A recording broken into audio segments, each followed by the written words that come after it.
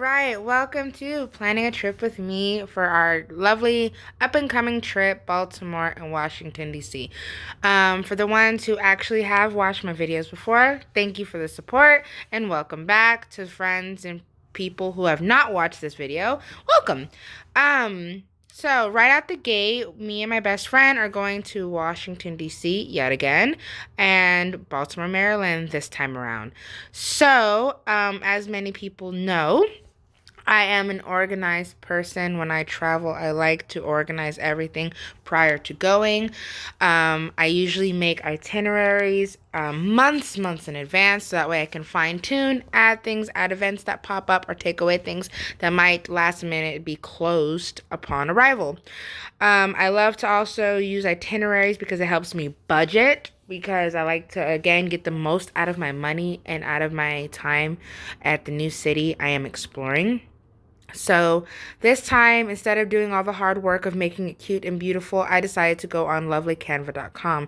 Canva.com is utterly amazing. It has a paid selection as well as a free selection. All you have to do is go into the lovely search bar and type in travel itinerary, and as you can see, beautiful excuse me, beautiful options pop up, and you can pick one that is geared towards your traveling style and or needs.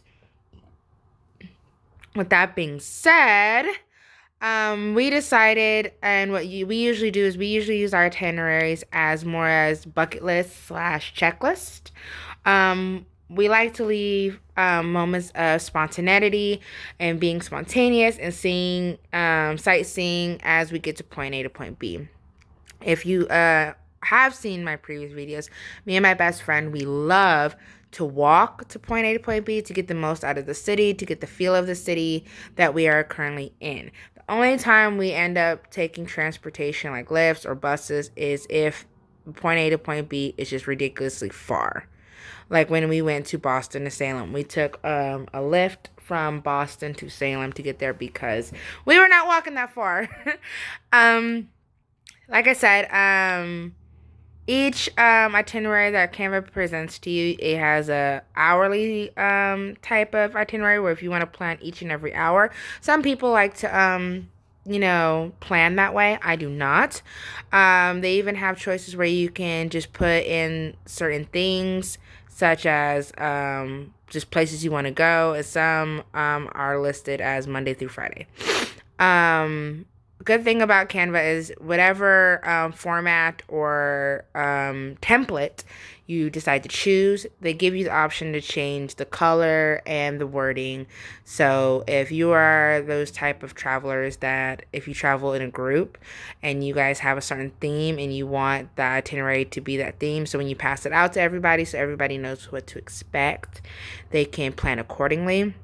I do in fact do that whenever I plan an itinerary for my best friend, or if we actually get more people to attend with us. I do send out the itinerary in advance so everyone knows what to expect, as well as I also do that so I can get feedback if I have something that's planned that people aren't interested in, or if people want to add to the itinerary, I am able to do that. This is actually not the final copy of our itinerary. I am always still fine-tuning it, but this is just kind of a brief preview of what we're attempting to do with our time out there. The good thing about Canva is, like I said, you can edit the color, you can use it as you wish.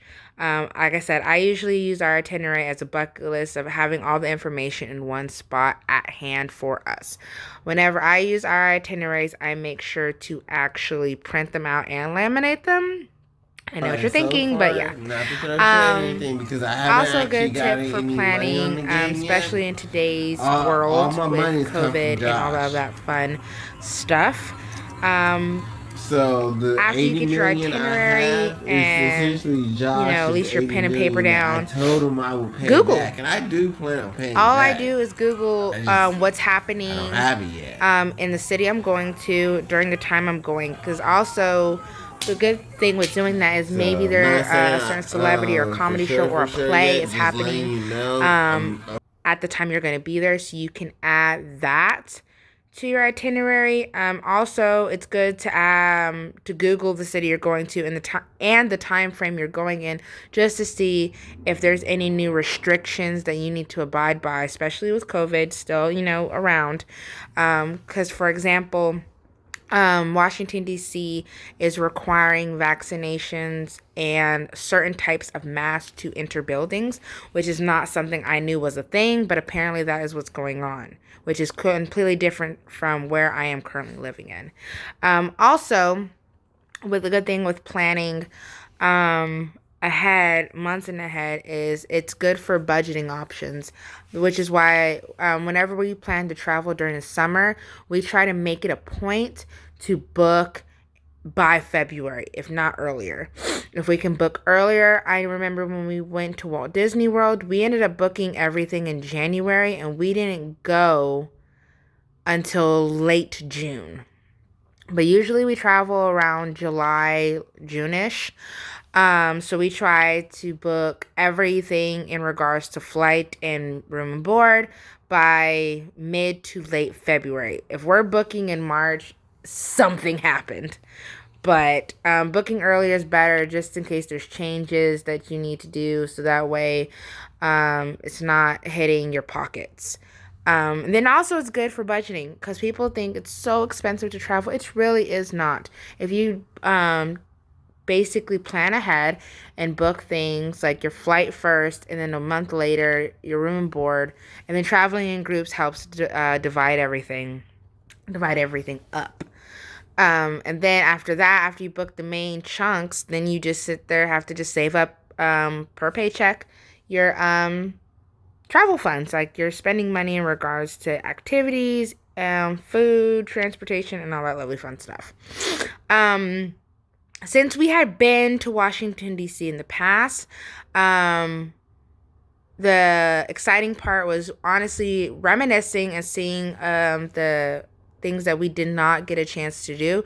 Like, we saw so many beautiful things and experienced almost all the museums that they had to offer, but we never got to see the Jefferson Monument at all.